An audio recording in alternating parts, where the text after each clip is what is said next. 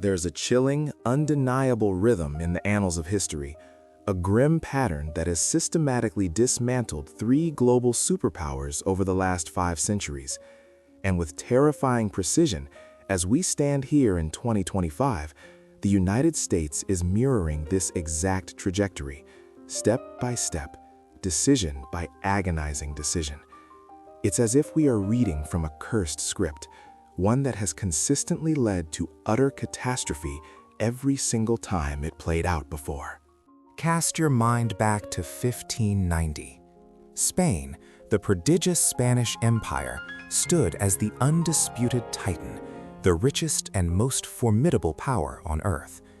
Its galleons plied the oceans, laden with the vast spoils of discovery, controlling over half the world's gleaming gold and precious silver.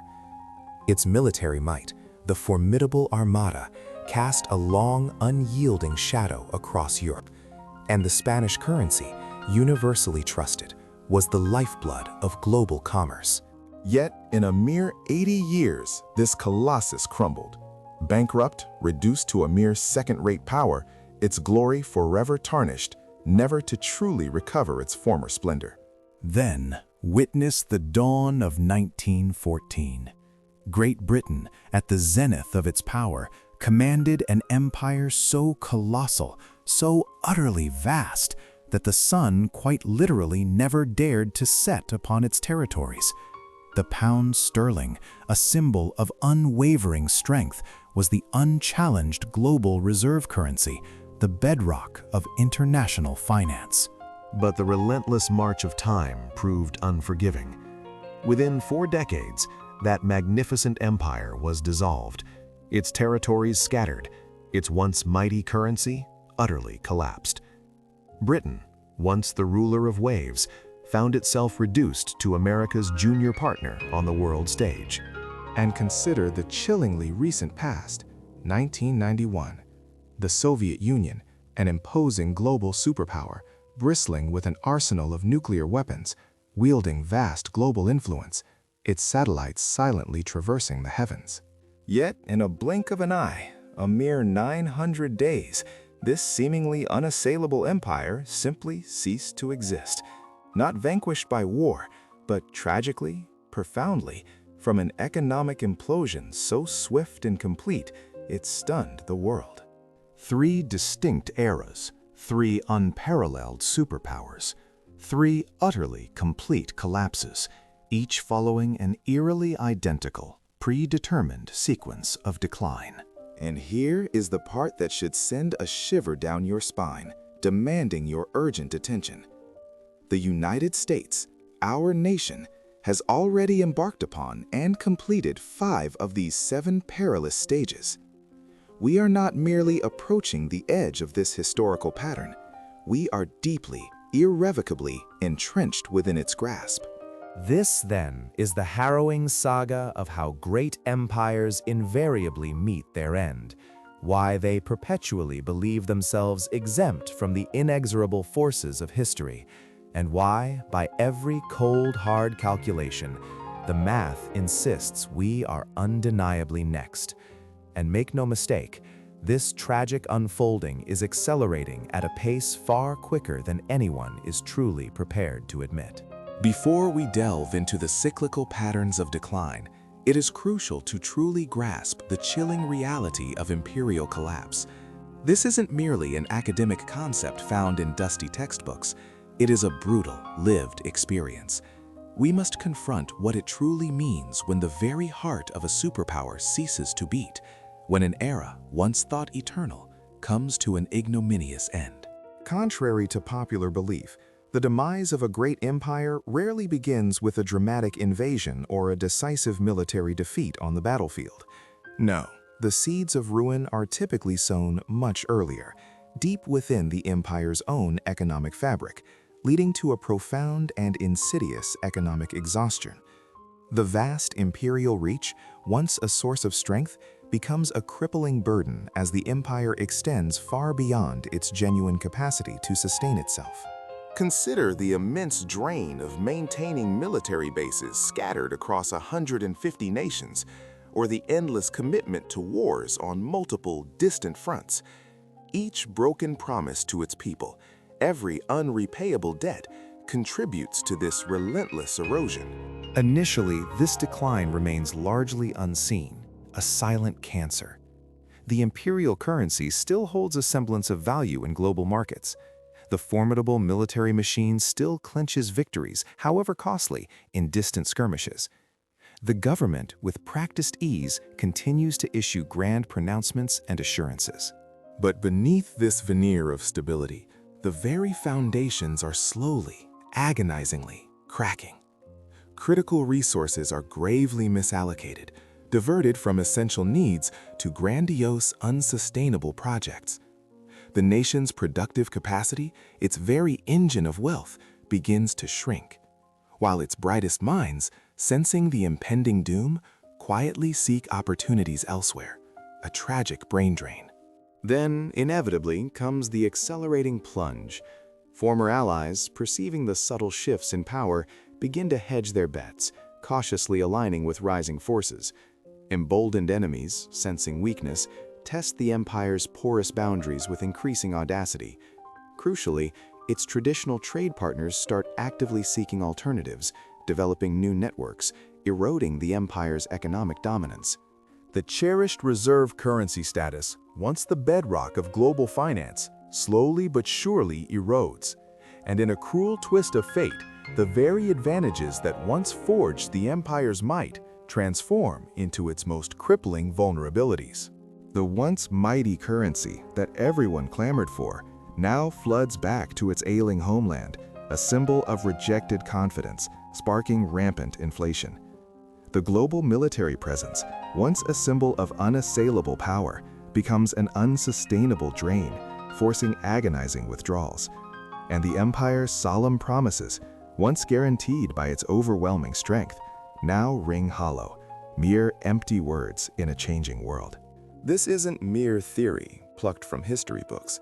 This is the stark, undeniable reality that befell Spain in its golden age, the sprawling British Empire in its twilight, and the formidable Soviet Union in its final, agonizing years. Their downfalls were not random misfortunes. They were the direct consequence of identical, repeated decisions.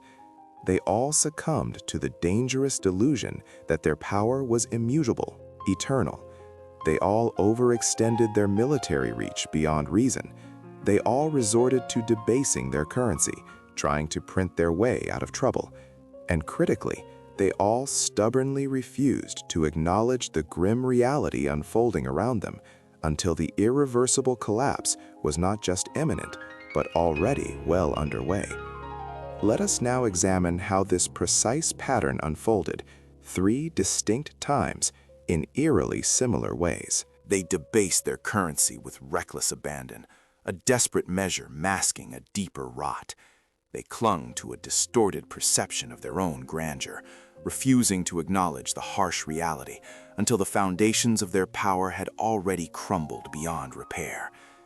Let us peer back through the mists of history to understand how this insidious pattern unfolded, not once, but thrice, always following the same tragic trajectory. Our journey begins with the colossal rise and precipitous fall of the first true global empire, Spain, from the glorious dawn of the 1500s to its twilight in the 1600s. This truly is the original blueprint of imperial decline. The year is 1492.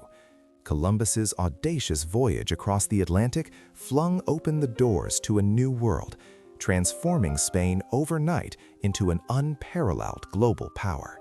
With an insatiable appetite for conquest, they swept aside the magnificent Aztec and Inca empires, brutally seizing control of vast territories and, crucially, the richest gold and silver mines the world had ever known. By the mid-16th century, majestic Spanish galleons, laden to the gunwales, plied the ocean currents, their holds groaning under the weight of 200 tons of raw silver each year. By 1600, this torrent had swelled to an astonishing 400 tons annually. Spain didn't just control vast lands, It commanded the very bloodstream of Europe's economy, its coffers overflowing with precious metals. The Spanish real, minted from this seemingly endless supply, became the unchallenged global reserve currency. Every merchant, every monarch, every nascent power coveted Spanish silver. And it is here, in this intoxicating abundance, that the fatal pattern truly begins, with a nation that believed its absolute control over the world's money supply rendered it utterly invincible. Enter King Philip II, whose reign from 1556 to 1598 epitomized both Spain's zenith and the seeds of its destruction. He wielded more wealth than any monarch in recorded history, a treasury swollen with American riches, and he poured every last maravedi into the insatiable maw of his sprawling empire. This brings us to stage 1, military overextension. Spain found itself locked in a relentless, multi-front struggle across the globe, simultaneously battling the formidable Ottoman Empire for supremacy in the sun-drenched Mediterranean, clashing with the ambitions of France in Italy, ruthlessly suppressing Protestant rebels in the muddy Low Countries, engaging the nascent naval might of England, and maintaining distant, costly garrisons in the humid Philippines and across the vast Americas. By 1580, the once unthinkable had become reality. Spain had military commitments stretching precariously across 4 continents. The financial burden was monstrous, a drain that consumed fully half of Spain's entire national revenue. Yet even this staggering expenditure proved tragically insufficient to maintain such a sprawling, perpetually embattled dominion. As the costs mounted and the coffers, despite the silver influx, began to echo hollow, Spain entered stage 2, currency debasement. The Spanish crown, no longer able to balance its ledgers with taxes alone, resorted to the desperate ancient trick of every faltering empire. It debased its own currency. Artisans in the royal mints began clandestinely mixing base copper into the precious silver coins. A coin that was once a gleaming symbol of pure silver rapidly became an alloy of 50% copper, then a paltry 25% silver, finally a mere whisper of its former self, 75% copper. While the face value stubbornly remained the same, the true intrinsic value of the currency plummeted into a free fall. By the turn of the 17th century, Spanish silver coins contained barely a trace of actual silver. Savvy merchants, acutely aware of the deception, flatly refused to accept them at their nominal value.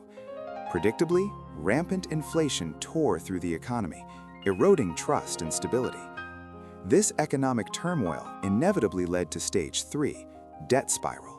Spain, forever waging its costly wars, became a perpetual borrower, constantly seeking credit from the astute bankers of Genoa, the powerful financiers of Germany, and any who would lend to a seemingly rich, yet secretly ailing empire. The illusion could not last. A mere 20 years into Philip's reign, in 1557, Spain declared its first shattering bankruptcy, defaulting on its immense debts. They restructured, promising fiscal rectitude, but the cycle of borrowing and spending resumed with an almost tragic inevitability. Again, in 1560, bankruptcy struck, then 1575, and finally, a 4th time in 1596. 4 declarations of insolvency in just 40 years, a testament to a crown utterly incapable of self-correction. Each time, pledges of reform were made, only to be swiftly abandoned as the siren call of war and imperial ambition dragged them back into the abyss of unsustainable debt. The constant influx of New World silver, far from being a blessing, became a curse, dragging Spain into stage 4, loss of productive capacity. This is perhaps the most profound and counterintuitive aspect of Spain's collapse. They possessed almost all the gold and silver in the world, and it utterly corrupted them. When you believe you have an unlimited supply of money, the imperative to produce, to innovate, to self-sustain, withers and dies. Why toil in the fields to grow food when you can simply import it cheaper from elsewhere? Why invest in shipyards and skilled craftsmen when you can purchase fully built vessels from the Dutch or English? Why foster innovation and enterprise when you can simply throw coin at any problem? Spanish nobility, blinded by ancient pride, came to view productive work as beneath their station, a task for lesser nations. Consequently, domestic manufacturing dwindled, agriculture stagnated, and the once vibrant internal economy withered. All the immense wealth flowing from the Americas merely acted as a conduit, quickly passing through Spain to pay for exquisite French wines, luxurious Italian silks, and robust Dutch manufactured goods. Spain became a giant sieve. Wealth flowed through them, but precious little actually stayed to enrich its own society. By 1600, Spain was a hollow economic shell, producing almost nothing of its own, entirely dependent on imports, and critically, on the continued flow of silver to fund its existence. And when, inevitably, the rich silver mines across the Atlantic began to deplete, when their once boundless production started to wane, the entire precarious system shuddered, cracked, and finally collapsed. The economic and imperial decay inevitably cascaded into Stage 5, social decay. As the economy faltered, a palpable sense of despair gripped the nation. Crime rates soared. The streets of Madrid, once a beacon of imperial splendor, became choked with beggars and the impoverished. The most skilled and productive citizens, disillusioned by the rot within, began to emigrate, seeking opportunity and stability in ascendant nations like France, England, and the dynamic Netherlands, countries that were actively building, creating, and growing their own futures. Spain was left with a burdensome legacy of bureaucrats, soldiers, and priests, a populace top-heavy with consumers of wealth, but tragically devoid of those who could create it. The consequences were swift and brutal. By 1640, the proud Spanish crown lost Portugal, a vital territory. A mere decade later, in 1650, they saw their richest possession, the industrious Netherlands, slip from their grasp, establishing its own independence. By 1700, the once mighty Spanish Empire was a hollow shell, still vast on maps perhaps, but economically moribund and strategically irrelevant. In less than a century, Spain had plummeted from being the world's undisputed superpower to a secondary, struggling power, a decline from which it would never truly recover. Today, Spain exists as a regional European country, pleasant, historically rich, and culturally vibrant certainly, but economically and geopolitically irrelevant on the global stage. The proud descendants of the conquistadors, once conquerors of continents, now find their greatest economic strength in being a mere tourist destination. This, then, is the stark, cautionary tale of imperial collapse, a blueprint etched in history. But the pattern, tragically, repeats. Let us now jump forward 300 years to another empire that believed itself eternal, Britain in the early 1900s, an empire where the sun, they proudly declared, would never set. Now let us fast forward 3 centuries, from the fading echoes of Spain's golden age to Britain in the dawn of the 1900s. This was the mighty empire upon which the sun truly never set, an unparalleled dominion that encompassed a staggering quarter of the world's land surface, governing the lives of over 400 million souls. The venerable pound sterling stood as the undisputed global reserve currency, the bedrock of international commerce. Every significant trade agreement across oceans was meticulously denominated in pounds. Every central bank worldwide meticulously held British bonds, affirming London's unassailable position as the very financial heart of the globe. Like Spain before them, a profound sense of permanence settled over the British elite, a conviction that their supremacy was eternal, immutable. Yet beneath the surface of this glittering empire, the insidious gears of decline were already turning, the familiar pattern of imperial collapse beginning to unfold. Stage 1. Military overextension. By the turn of the century, Britain's vast global reach meant an equally vast web of military commitments stretched thin across the planet. From the scorching deserts of India and Africa to the strategic crossroads of the Middle East, the bustling ports of China, the distant islands of the Pacific, and the vibrant shores of the Caribbean.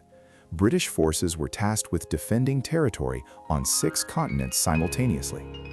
This sprawling network demanded an enormous, unsustainable toll on the nation's coffers and manpower. Then came the thunderous roar of 1914 and the outbreak of the Great War.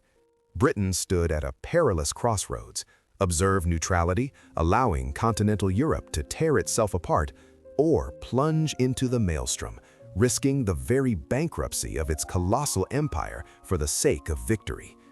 With a weighty, fateful decision, they chose to fight, believing the cost, however immense, was necessary to preserve their global standing. The First World War bled Britain dry, consuming a staggering sum exceeding $40 billion, a truly colossal $1 trillion in today's purchasing power. To sustain the war effort, they borrowed voraciously from all corners, but predominantly from the burgeoning financial might of the United States. By 1918, the tables had turned. Britain, once the world's chief creditor, now found itself deeply indebted to America by billions. Despite this, they had claimed victory. The empire remained intact, and a desperate hope for recovery flickered. They believed they could rebuild. History would soon prove them tragically mistaken. Stage 2. Currency debasement. The esteemed pound sterling, once immutably linked to the gold standard, found its precious backing severely depleted.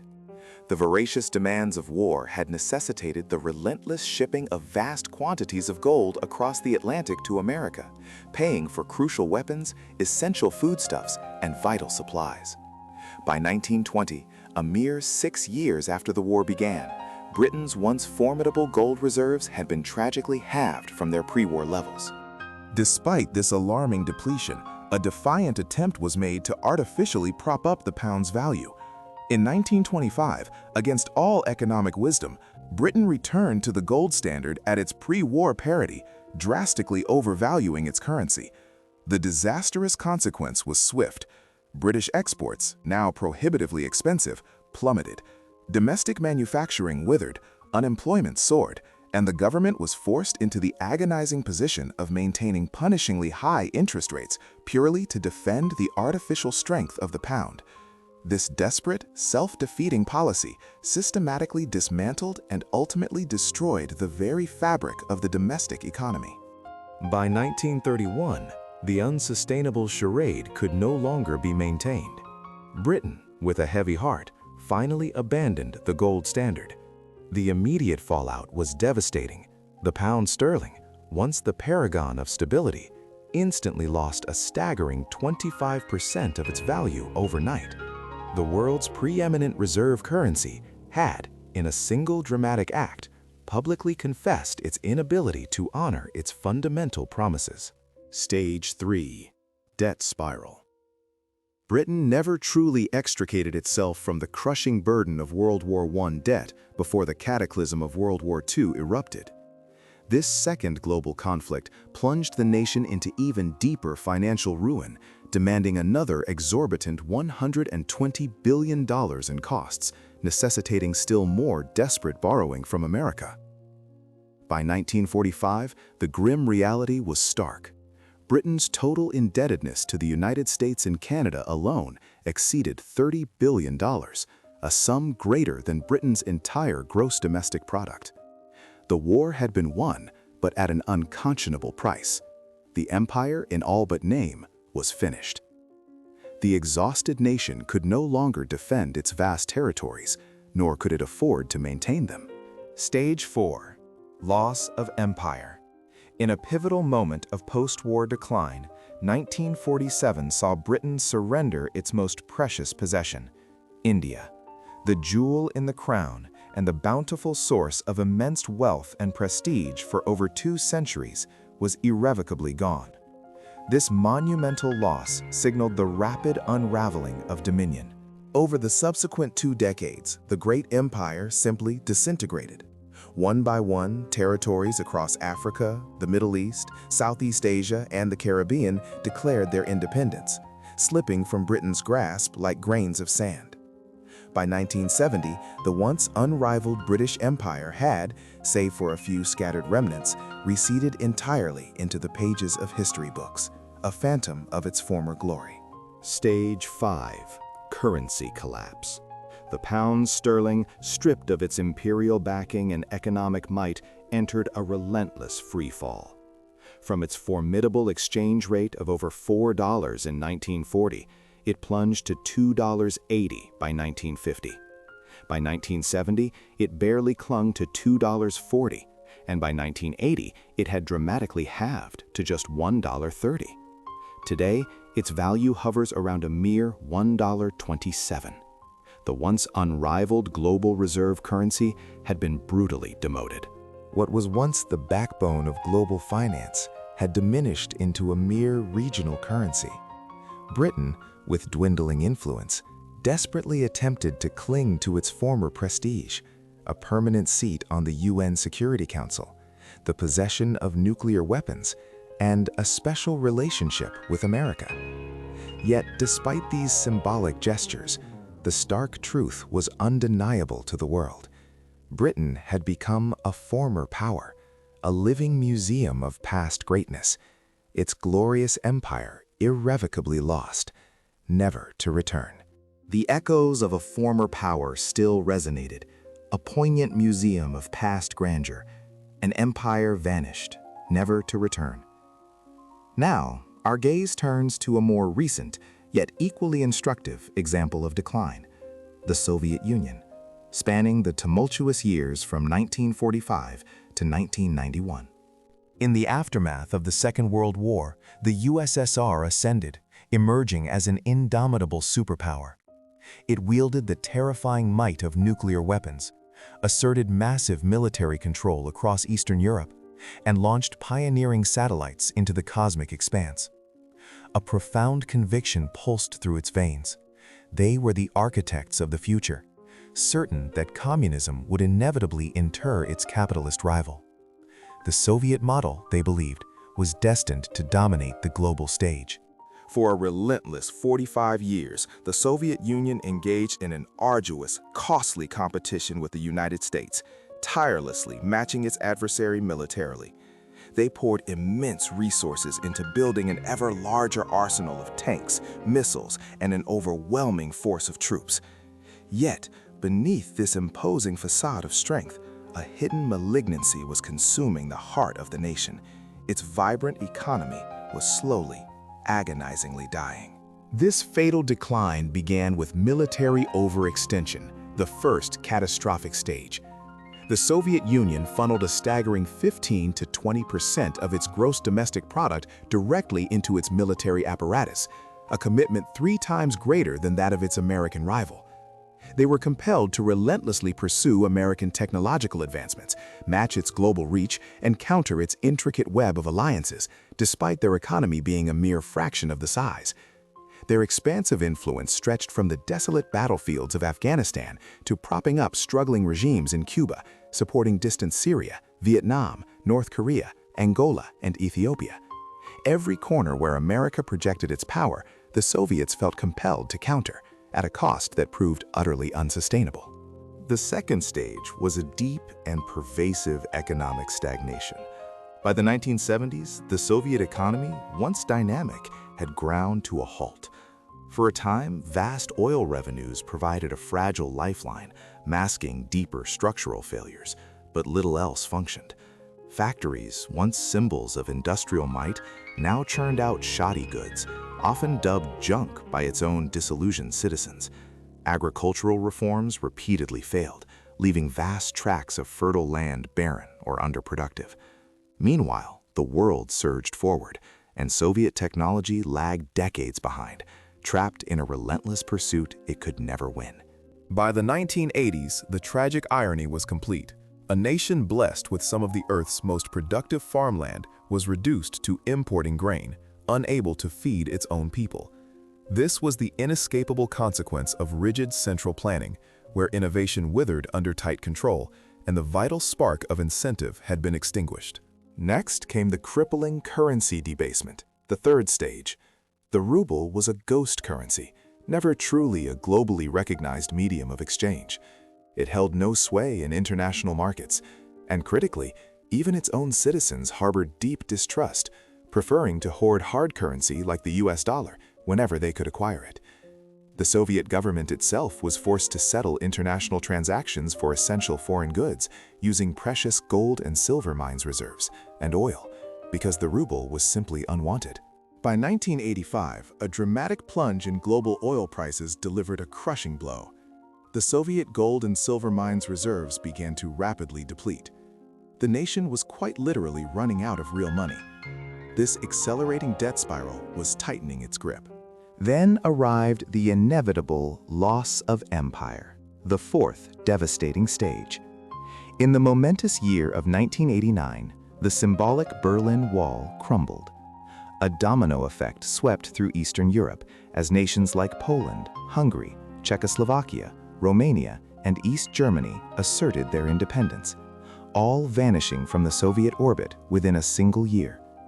These vital satellite states, which had provided crucial strategic depth, were gone. The Soviet Union government was powerless to intervene. It was irrevocably broke. The final, devastating stage was complete collapse. On December 26, 1991, with a quiet yet profound finality, the Soviet Union simply ceased to exist. In a mere 900 days, from the fall of the Berlin Wall to its ultimate dissolution, an entire empire vanished. There was no grand war, no foreign invasion, only a terminal internal economic implosion. The vast military overextension could no longer be sustained, its soldiers left unpaid. The government machinery ground to a halt.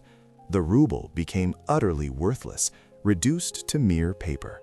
A formidable superpower, armed with over 30,000 nuclear weapons, disintegrated from within, a victim of its own economic failings. The pattern, stark and unyielding, had played out once more. Military overextension, currency debasement, an inescapable debt spiral, followed by the loss of empire, culminating in an irreversible collapse. And here, in this chilling repetition, lies the warning that should seize our attention, keeping us awake at night. The United States, with alarming precision, appears to be following this exact same perilous pattern, stage by crucial stage. The relentless cycle of imperial collapse, marked by military overextension, a failing currency, crushing debt, the shrinking of empire, and ultimately, dissolution, repeats itself through history. But here's the chilling truth that should unsettle your deepest slumber. The United States is treading this identical, perilous path. We are witnessing, stage by undeniable stage, the unfolding of this ancient pattern within our own borders.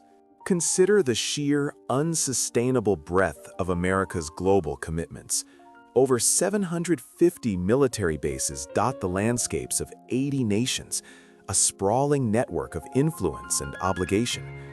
Our troops are deployed in over 150 countries, pledging defense to Europe through NATO, to distant allies like Japan, South Korea, and the Philippines. We are simultaneously embroiled in conflicts across the Middle East, confronting the rising power of China and challenging a resurgent Russia. Our annual military budget, a staggering $850 billion, dwarfs the combined spending of the next 10 global powers. Yet even this immense expenditure proves insufficient. We are stretched perilously thin. Our equipment ages, recruitment falters, and our capacity to fulfill these vast commitments wanes. Imagine the impossible choice if China were to invade Taiwan, Russia to push into NATO territory, and Iran to close the Persian Gulf. We simply cannot respond effectively to all these crises at once. This precisely is the definition of military overextension, a fatal flaw that mirrored the downfall of Imperial Spain, the British Empire, and the Soviet Union. The first checkmark on the path to decline is sadly, undeniably, ours. Then there is the integrity of our currency. The fateful year of 1971 saw President Nixon sever the dollar's last link to gold, transforming it into a purely fiat currency, backed only by faith. Since the dawn of the new millennium in 2000, our nation's money supply has swelled by an astonishing 400%. And in the last few years alone, since 2020, we have conjured over 6 trillion new dollars into existence. The consequences are stark. The US dollar has plummeted, losing a staggering 98% of its purchasing power since that pivotal moment in 1971. While ancient empires diluted their silver coins with baser metals, our method is simply to print an unlimited torrent of paper. The mechanism may have evolved, but the devastating outcome is precisely the same: the debasement of our nation's wealth. Another checkmark, deeply etched. Our nation's economic bedrock is fracturing under the weight of an unimaginable debt spiral.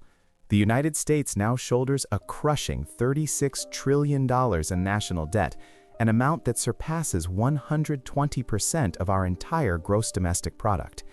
The interest payments alone are rapidly approaching a staggering $1 trillion annually, a sum now exceeding our entire defense budget. We operate under a perpetual shadow of deficits, projecting an alarming $1.8 trillion deficit in 2024, even amidst a supposedly growing economy. In a time of nominal peace, we are forced to borrow merely to service the interest on previous borrowings. This, unequivocally, is the very definition of a debt spiral, an economic quicksand. Imperial Spain famously defaulted on its debts 4 times. The British Empire borrowed relentlessly until its foundations crumbled. The Soviet Union simply ran out of money. We are, undeniably, following their calamitous trajectory. The third checkmark is grimly confirmed. America, the erstwhile industrial titan, has profoundly lost its productive capacity. We now largely design, finance, and consume, but we no longer robustly produce. Our once mighty manufacturing base has been systematically gutted, its lifeblood siphoned off to distant shores: China, Mexico, Vietnam. Annually, we import a staggering $800 billion more than we export, leaving us deeply dependent on foreign supply chains for virtually everything crucial: vital medicines, cutting-edge electronics, foundational steel, and even indispensable military components. Much like Imperial Spain, which grew reliant on imports as its precious silver flowed outwards, we too are now dependent on external production as our dollars hemorrhage abroad. And just as Spain faced ruin when its monetary influx ceased, our nation faces an existential crisis when these vital flows are interrupted. A fourth foreboding checkmark. The fifth, and perhaps most insidious stage, is the visible disintegration of our social fabric. Trust in once venerated institutions has plummeted to unprecedented lows. A palpable sense of unease pervades as crime rates surge, homelessness explodes across our cities, and the silent epidemic of drug overdoses claims over 100,000 American lives each year. Our nation's brightest minds appear to be either departing our shores or disengaging entirely. Fertility rates are in alarming decline, signaling a profound loss of future vitality. Political dysfunction has reached a suffocating totality. We find ourselves utterly incapable of agreeing, of fixing, or of building anything of consequence. The unmistakable signs of decay are omnipresent, yet a collective delusion persists, as if pretending everything is acceptable will make it so. It is not acceptable. The fifth checkmark, tragically, is secured. We stand now at stage 5 of a 7-stage collapse, a point the Soviet Union reached before its complete dissolution, and where the British Empire lingered before its decline. Spain, a historical echo, endured longer, but its fate was sealed. Whispers of decline, muted at first, now echo loudly through the halls of our supposed prosperity. Signs of decay are everywhere, yet a collective delusion persuades us to pretend that everything is in fact fine. But it is not fine. We stand, check the grim tally, on stage 5 of a 7-stage collapse sequence, a precarious precipice where once mighty empires have faltered. The colossal Soviet Union, with all its might, reached this very stage before its complete, shattering collapse. Great Britain, too, despite its vast global reach, found itself here. Imperial Spain, fueled by the riches of the New World, clung on for a while longer, but the underlying pattern, inexorable and unforgiving, remained precisely the same for all. While we may not yet be at the absolute end, make no mistake, we are deep, disturbingly deep, into the irreversible sequence of decline. Stage 6, the harbinger of true peril, is the catastrophic loss of reserve currency status. This is when the subtle threads of loyalty begin to unravel, when even staunch allies start quietly diversifying their holdings. This is when global trade decisively shifts its allegiances to other currencies, turning its back on the once dominant power. And then, the ultimate consequence, the immense tide of the dollar, no longer needed, comes flooding back home, an economic tsunami crashing upon its own shores, because the world has no more use of it. We are already witnessing the unsettling first tremors of this seismic shift. The burgeoning BRICS nations are diligently developing robust alternatives, forging new financial pathways. Central banks across the globe, sensing the shift, are quietly but systematically buying vast quantities of gold, a timeless hedge against uncertainty. China and Russia, once reliant, now confidently conduct their massive trade in yuan and rubles, a direct challenge to the old order. Even Saudi Arabia, a long-standing petrodollar pillar, has begun accepting yuan for its indispensable oil, signaling a profound reorientation of global power. The cracks are not just forming, they are widening, visible fissures in the very foundation of our perceived stability.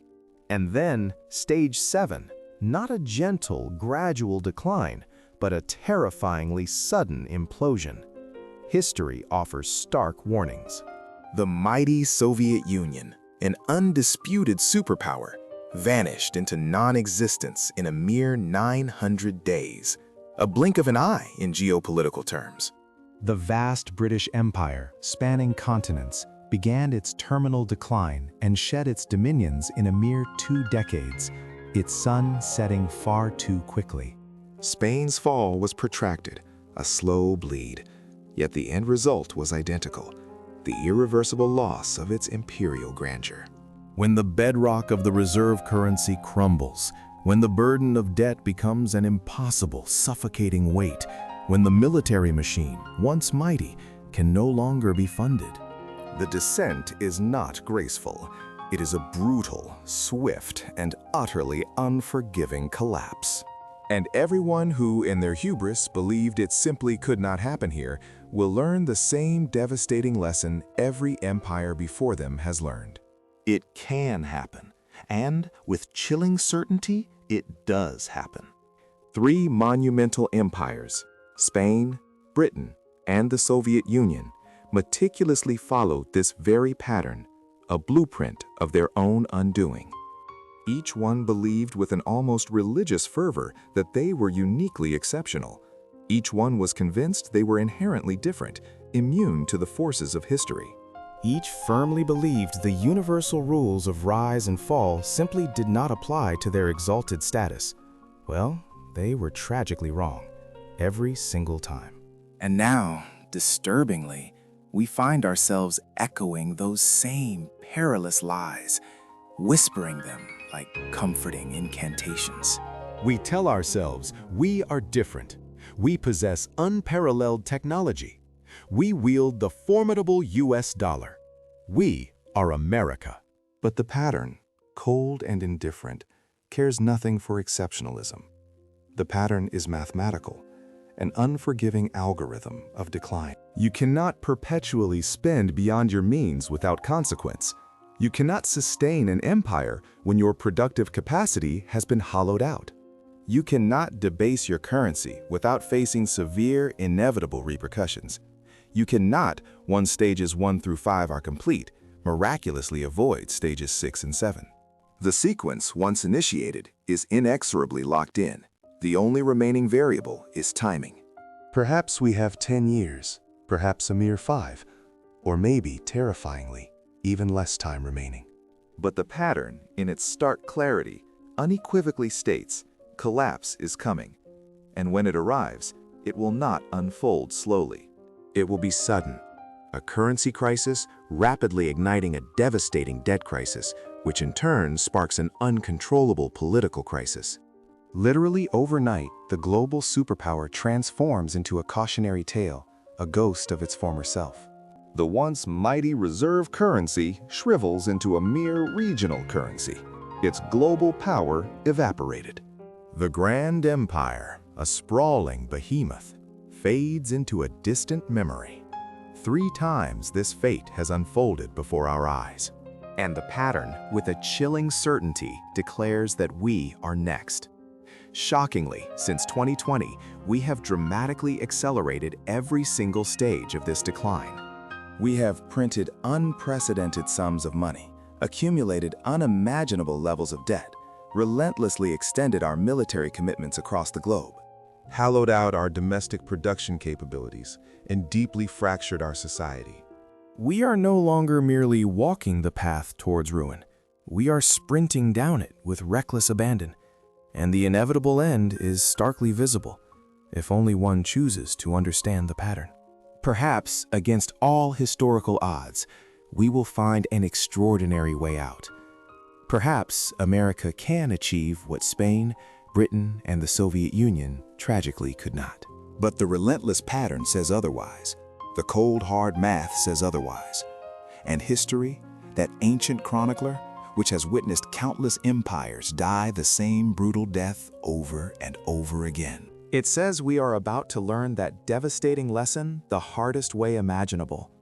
If this stark truth has finally opened your eyes to our actual position in this perilous sequence, then subscribe, because when we inevitably hit stage 6 and stage 7, you will desperately want to understand what precisely happened and why.